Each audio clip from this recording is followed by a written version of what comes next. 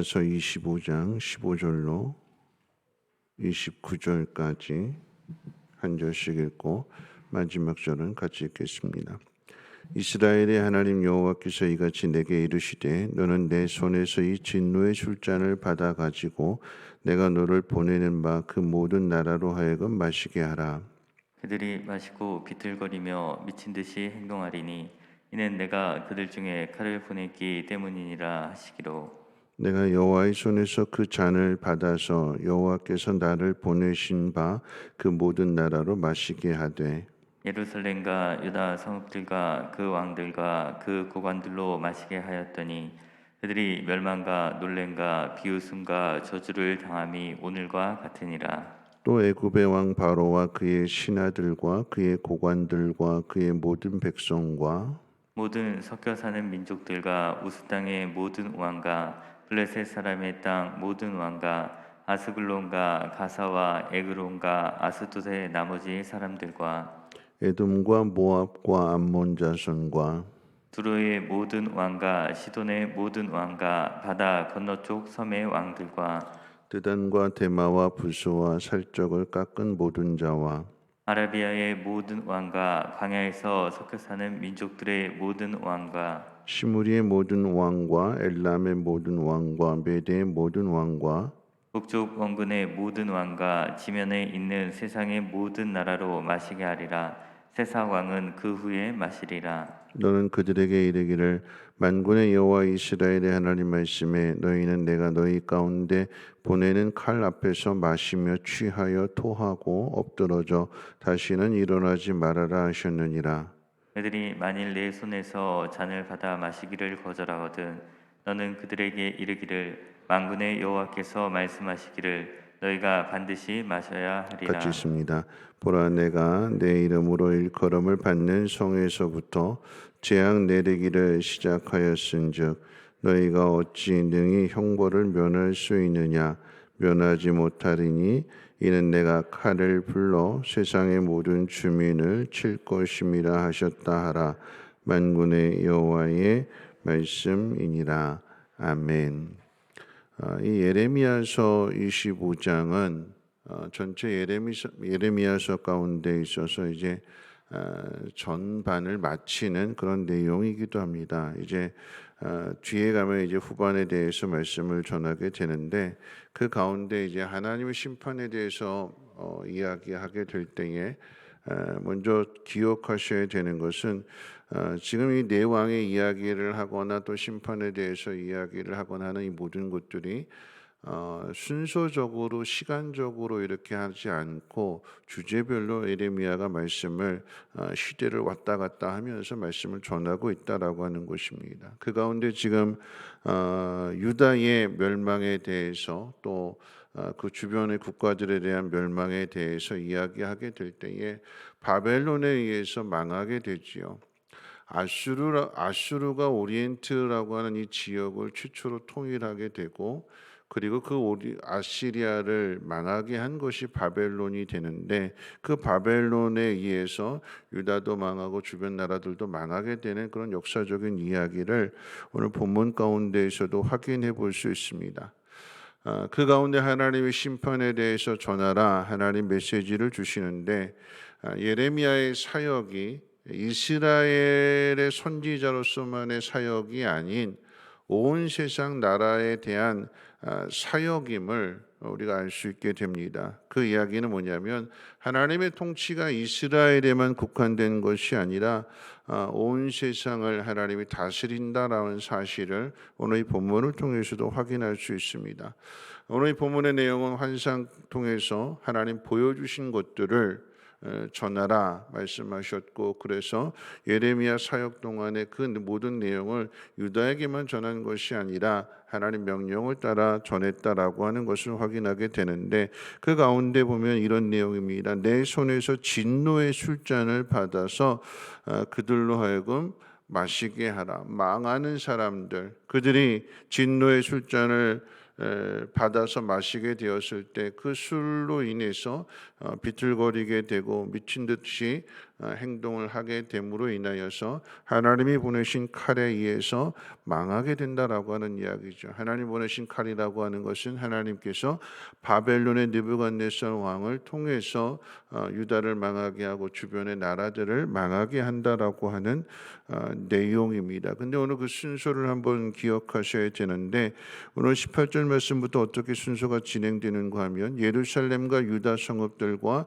그 왕들과 고관들, 그리고 그 다음에 애굽의 왕 바로와 그의 신하들과 그의 고관들, 그의 모든 백성들, 그리고 나서는 이제 순서대로 가나안에 섞여서 살게 되는 모든 민족들에 대한 심판이 진행되어지게 됩니다. 이 모습을 통해서 우리가 기억해야 되는 것은 악을 행하는 자는 누구든지 예외 없이 하나님 앞에 심판을 받게 되지만, 그런데 그 시작은 29절에서 밝히고 있는 것처럼 또 18절에서도 그 순서를 가르쳐 주고 있는 것처럼 하나님의 이름으로 일컬음을 받는 성에서부터 하나님의 진노가 그리고 하나님의 재앙이 시작된다는 것을 우리는 주목해야 됩니다. 똑같이 악을 행하게 되었을 때에 다른 나라부터 세상 나라부터 망하게 한 다음에 맨 마지막에 유다를 망하게 하는 것이 아니라 하나님께서 똑같이 악을 행한 사람들 가운데 있어서 유다 먼저 치신다라고 하는 얘기예요. 왜 유다 먼저 치시는가? 왜 유다 먼저 심판하시는가라고 하는 것은 하나님께서 유다에게, 이스라엘 백성에게 특별한 은혜를 주셨잖아요. 다른 민족보다도 내가 너만을 사랑한다, 내가 너만을 안다 말씀하실 정도로 하나님께서 이스라엘을 특별히 사랑하셨어요. 왜 특별히 사랑하셨는가?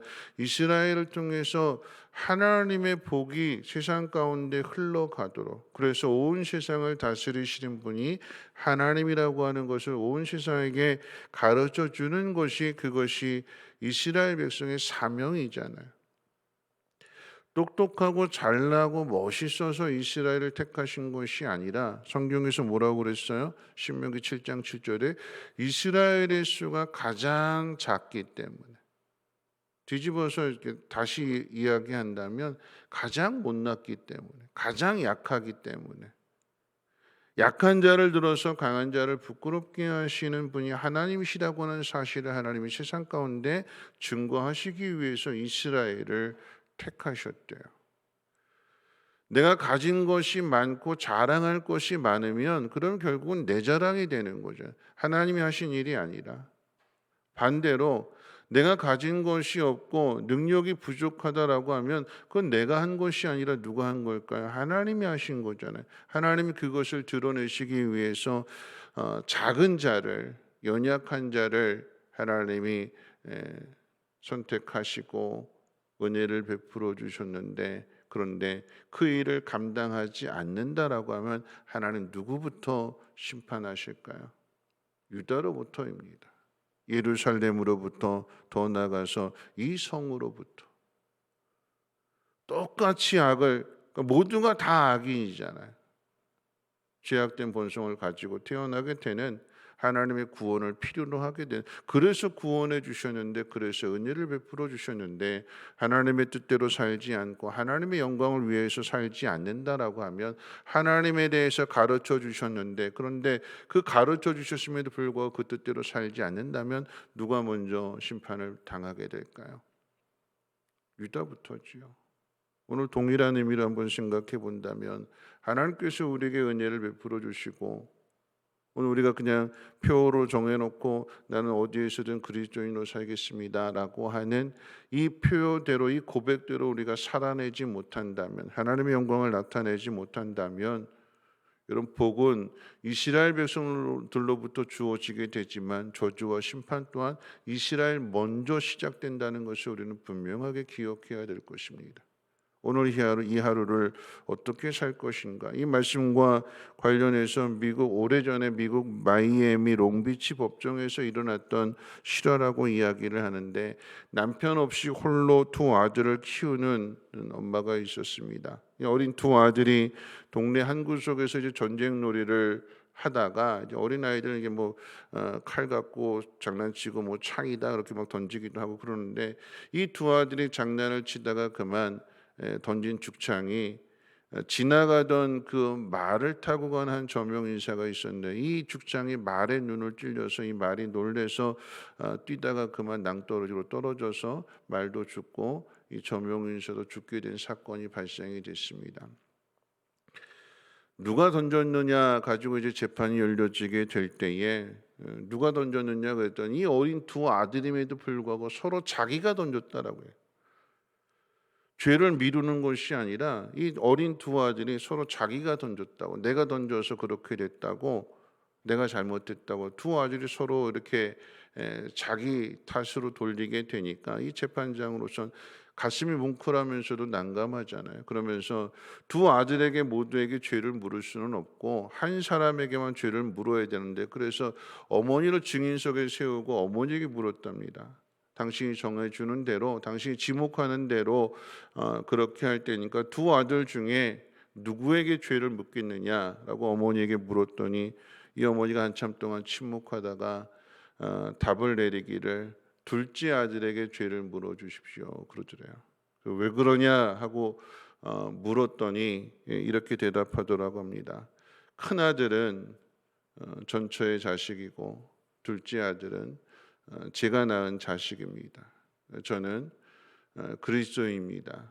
저는 교회에서 배우기를 하나님의 영광을 위해서 살아야 된다고 배웠고 또 그렇게 실천하고 애쓰고 있는데 만일 제 아들이 살고 전처의 아들이 죽게 된다면 세상 사람들이 뭐라고 손가락질을 할까요? 그러면 하나님의 영광을 가리게 될 것이기 때문에 두 아들 중에 똑같이 죄인인데 굳이 죄를 물어야 된다면 제 아들에게 물어주십시오. 재판장의 이야기를 듣고는 한참을 고민하다가 이렇게 판결을 내렸대요. 재판장의 권한으로서 이런 가정의 아이들이고 이런 아이들이 한 행동이라고 한다면 그건 의도적인 것이 아니고 실수였기 때문에 이 죄를 묻지 않겠습니다 하고는 무죄를 선고했다라고 하는 그런 이야기입니다. 여러분 우리가 어떻게 살아가야 되는가? 누구를 위해서 살아가야 되는가? 우리는 하나님의 은혜를 받았다라고 한다면 은혜 받은 자로서 하나님이 어떤 분이신가를 세상 가운데 나타내야 될 책임이 우리에게 주는 거잖아요. 은혜는 하나님이 값없이 주시는 것이지만 값없이 주시는 은혜를 우리가 받았고 또한 그것이 하나님께서 값을 지불하셨다라는 사실을 우리가 안다면 우리의 삶은 헛되이 살 수 없는 것이고 살아도 죽어도 어떻게든 무엇을 하든 하나님의 영광을 위해서 하나님의 이름이 높임을 받으시는 삶을 살아가도록 우리가 그렇게 살아내야 되지 않을까요? 오늘 이 하루도 하나님의 뜻을 이루는 하루, 하나님의 영광을 나타내는 하루가 되기 위하여서 힘쓰시고 우리의 연약함과 부족함을 하나님 앞에 고백하여서 하나님의 도우심 가운데 하나님의 선한 일들을 이루어갈 수 있는 저와 여러분들 되시기를 주님의 이름으로 부탁을 드립니다. 우리 찬송가 303장 동의 찬송가로는 403장 찬송 후에 함께 기도하겠습니다. 찬송가 303장 동의 찬송가로는 403장입니다. 날 위하여 십자가에 중한 고통 받으사 대신 죽은 주 예수의 사랑하신 은혜여 보배로운 피를 흘려 영영 죽을 죄에서 구속함을 받은 우리 어찌 찬양 안 할까? 예수 안에 있는 우리 한량없이 즐겁고 주 성령의 위로함이 마음속에 차도다. 전국 음악 소리 같은 은혜로운 그 말씀 끊임없이 듣는 우리 어찌 찬양 안 할까. 이 세상에 모진 풍파 쉬지 않고 불어도 주님 안에 보호받는 우리 마음 편하다.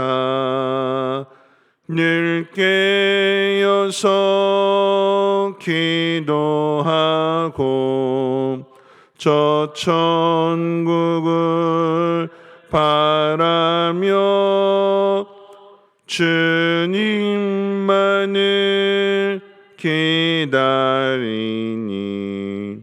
어찌 찬양 안 할까. 오늘 말씀 생각하면서 함께 기도하실 때에 하나님 우리를 택하신 것은 하나님 우리에게 복 주심으로 그 복을 세상 가운데 나누라고 하시는 거죠. 그런데 그 사명을 감당하지 못한다고 하면 모두가 다 죄인일 때 하나님은 누구에게 먼저 죄를 물으시는가? 예루살렘으로부터 죄를 물으시고 예루살렘을 괴롭히 내고 그리고 그 주변 국가들로 그리고 맨 마지막에는 세삭이라고 했기 때문에 바벨론까지도 심판을 당하게 된다라고 하는 분명한 하나님의 뜻입니다. 오늘 우리에게 주신 하나님의 그 은혜는 우리는 값없이 받는 것이지만 하나님은 우리에게 은혜 주시기 위해서 아들을 주시기까지 하셨습니다. 그 사실을 깨닫는다면 그 은혜 보답하는 삶을 살아야 되는 것이고 우리의 삶을 통해서 하나님의 영광을 나타내는 삶이 되어야 될 것입니다. 오늘 이 시간에도 하나님 앞에 기도하실 때 하나님 연약함을 긍휼히 여겨주시고 하나님의 은혜로 더욱 새롭게 해주셔서 하나님의 뜻을 이루며 하나님의 영광을 나타낼 수 있는 복 있는 삶이 되게 해달라고 함께 통성으로 하나님 앞에 기도하도록 하겠습니다. 좋으신 하나님 감사합니다. 오늘 이 새벽에도 하나님 귀한 전으로 인도하여 주시고 주님의 말씀을 듣게 하심을 감사합니다.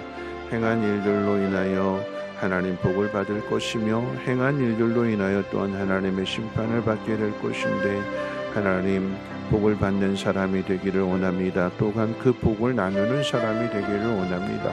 살아도 죽어도 하나님의 영광을 위하는 삶이 되게 하여 주시고 우리의 삶을 통하여서 주님을 닮아갈 수 있는 삶이 되도록 우리의 마음을 새롭게 하여 주시고 그 은혜를 깊이 깨달음으로 인하여서 하나님의 뜻을 이루며 하나님의 역사를 이루어갈 수 있는 하나님의 영광을 나타낼 수 있는 우리 모두의 삶이 되어지게 도와주시옵소서. 하나님 그리스도인으로 살아가기를 원합니다. 배운 대로 사랑받은 대로 사랑하며 살아가기를 소망합니다.